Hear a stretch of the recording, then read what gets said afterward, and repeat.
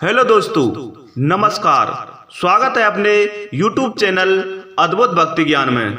सज्जनों, आज हम आपको महाभारत में दमयंती कौन थी और उसकी कहानी क्या है, इसके बारे में बताएंगे। इससे पहले आपने हमारे इस अद्भुत भक्ति ज्ञान चैनल को सब्सक्राइब नहीं किया है तो कृपया करके हमारे चैनल को सब्सक्राइब कर दें। श्रोताओं, आज हम आपको बहुत ही सुंदर कहानी बताने जा रहे हैं, तो चलिए सीधे अपनी वीडियोज पर। तो श्रोताओं, विदर्भ देश में भीषक नाम के राजा राज करते थे। वे सर्वगुण संपन्न थे। उन्होंने दमन ऋषि को प्रसन्न करके उनके वरदान से 4 संतानें प्राप्त की थीं, 3 पुत्र और 1 कन्या। इनमें पुत्रों के नाम थे दम, दांत हुआ दमन, और पुत्री का नाम दमयंती था। सज्जनों, दमयंती लक्ष्मी के समान रूपवती थी। बड़ी बड़ी आंखें थीं। उस समय देवताओं और यक्षों में कोई भी कन्या इतनी रूपवती नहीं थी। तो बंधु, उसी काल में निषद देश में वीरसेन के पुत्र नल नाम के एक राजा थे। बहुत सुंदर और गुणवान थे। वे सभी तरह की अस्त्र विद्या में भी बहुत निपुण थे। उन्हें जुआ खेलने का भी थोड़ा शौक था। उन दिनों कितने ही लोग उस देश में आते और राजा नल से दमयंती के गुणों का बखान करते थे। श्रोताओं, एक दिन राजा नल ने अपने महल के उद्यान में कुछ हंसों को देखा। उन्होंने एक हंस को पकड़ लिया। हंस ने कहा, आप मुझे छोड़ दीजिए तो हम लोग दमयंती के पास जाकर आपके गुणों का ऐसा वर्णन करेंगे कि वह आपको जरूर वर मान लेगी। तो सज्जनों, वे सब हंस उड़कर राजकुमारी दमयंती के पास गए। दमयंती उन्हें देखकर बहुत खुश हुई। हंसों को पकड़ने के लिए दौड़ने लगी। सज्जनों, दमयंती जिस हंस को पकड़कर दौड़ती, वही हंस बोल उड़ता। रानी दमयंती निषद देश का एक नल नाम का राजा है। वह राजा बहुत सुंदर है। मनुष्यों में उसके समान सुंदर और कोई नहीं है। वह मानो साक्षात कामदेव का स्वरूप है। यदि तुम उसकी पत्नी बन जाओ तो हमारा तुम्हारा जन्म और रूप दोनों सफल हो जाएंगे। वह अश्विनी कुमार के समान सुंदर है। मनुष्यों में उसके समान सुंदर और कोई नहीं है। जैसे तुम स्त्रियों में रत्न हो, वैसे ही नल पुरुषों को भूषण है। तुम दोनों की जोड़ी बहुत सुंदर है। दमयंती ने कहा, हंस, तुम नल से भी ऐसी ही बात करना। हंस ने लौटकर राजा नल को उनका संदेश दिया। दमयंती हंस के मोह से राजा नल की कीर्ति सुनकर उससे प्रेम करने लगी। सज्जनों, उसकी आसक्ति इतनी बढ़ गई कि वह रात दिन उनका ही ध्यान करती रहती। शरीर धूमिल और दुबला हो गया। वे कमजोर सी दिखने लगी। सहेलियों ने दमयंती के मन के भाव को जानकर राजा से निवेदन किया कि आपकी पुत्री अस्वस्थ हो गई है। राजा ने बहुत विचार किया और अंत में इस निर्णय पर पहुंचा कि मेरी पुत्री विवाह योग्य हो गई है। सज्जनों, दमयंती के पिता ने सभी देशों के राजा को स्वयंवर के लिए निमंत्रण पत्र भेज दिया और सूचित कर दिया कि सभी देश के राजा हाथी व घोड़ों के रथों से वहां पहुंचने लगे। नारद और पर्वत से सभी देवताओं को भी दमयंती के स्वयंवर का समाचार मिल गया। इंद्र और सभी लोकपाल भी अपने वाहनों से रवाना हुए। श्रोताओं, राजा नल को भी संदेश मिला तो वे भी दमयंती से स्वयंवर के लिए वहां पहुंचे।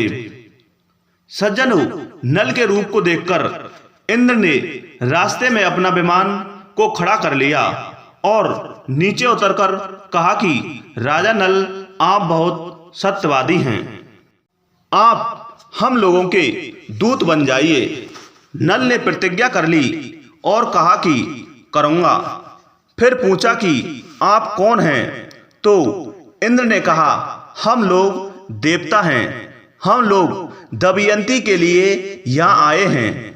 आप हमारे दूत बनकर दमयंती के पास जाइए और कहिए कि इंद्र, वरुण, अग्नि और यम देवता तुम्हारे पास आकर तुमसे विवाह करना चाहते हैं। इनमें से तुम चाहो उस देवता को अपना पति स्वीकार कर लो।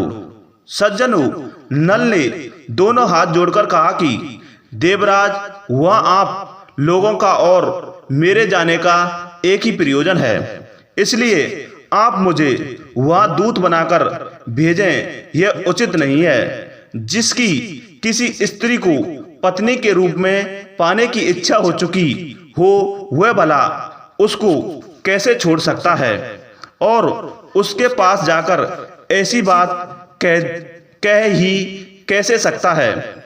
आप लोग कृपया इस विषय में मुझे क्षमा कीजिए।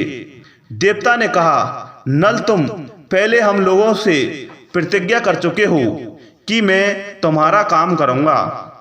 अब प्रतिज्ञा मत तोड़ो, अवलंब वहां चले जाओ।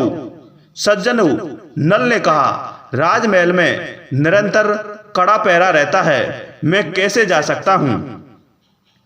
बंधुओं, इंद्र की आज्ञा से नल ने राजमहल में बिना रोक टोक के प्रवेश किया। दमयंती और उसकी सहेलियां भी उसे देखकर मुग्ध हो गईं और लज्जित होकर कुछ बोल ना सकीं। तुम देखने में बड़े सुंदर और निर्दोष जान पड़ते हो। पहले यहाँ आते समय द्वारपालों ने तुम्हें देखा क्यों नहीं? उनसे तनिक भी चूक हो जाने पर मेरे पिता बहुत कड़ा दंड देते हैं। नल ने कहा, मैं नल हूँ, लोकपालों का दूत बनकर तुम्हारे पास आया हूँ। तब बंधु इंद्र बोला, सुंदरी, ये देवता तुम्हारे साथ विवाह करना चाहते हैं। तुम इनमें से किसी एक देवता के साथ विवाह कर लो। यही संदेश लेकर मैं तुम्हारे पास आया हूँ। उन देवताओं के प्रभाव से जब मैंने तुम्हारे महल में प्रवेश किया तो मुझे कोई देख नहीं पाया। मैंने तुमसे देवताओं का संदेश कह दिया है। अब जो कहना है कह दो। अब तुम्हारी जो इच्छा हो करो। सज्जनों, दमयंती ने बड़ी श्रद्धा के साथ देवताओं को प्रणाम करके मंद मुस्कान के साथ कहा, स्वामी, मैं तो आपको ही अपना सर्वस्व मानकर अपने आप को आपके चरणों में सौंपना चाहती हूँ। जिस दिन से मैंने हंसों की बात सुनी है, तभी से मैं आपके लिए व्याकुल हूँ।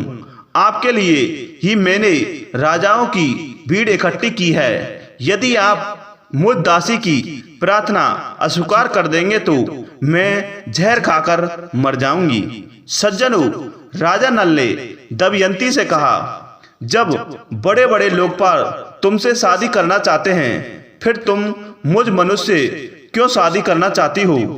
मैं तो उन देवताओं के चरणों की धूल के बराबर भी नहीं हूँ। सज्जनों, तुम अपना मन उन्हीं में लगाओ। देवताओं का अप्रिय करने पर इंसान की मृत्यु हो सकती है। तुम मेरी रक्षा करो और उनको वरण कर लो। नल की बात सुनकर दमयंती घबरा गई। उसकी आंखों में आंसू झलक आए। उस समय दमयंती का शरीर कांप रहा था, हाथ जुड़े हुए थे। उसने कहा, मैं आपको वचन देती हूँ कि मैं आपको ही पति के रूप में वरण करूंगी।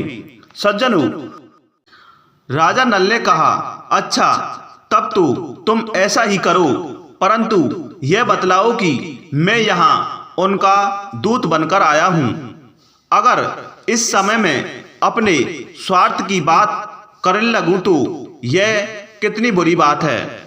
मैं तो अपना स्वार्थ तभी बना सकता हूँ जब वह धर्म के विरुद्ध ना हो।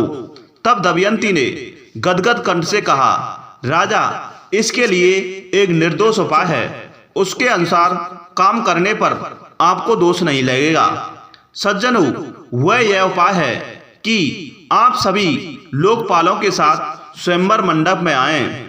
मैं आपको वर लूंगी, तब आपको दोष भी नहीं लगेगा।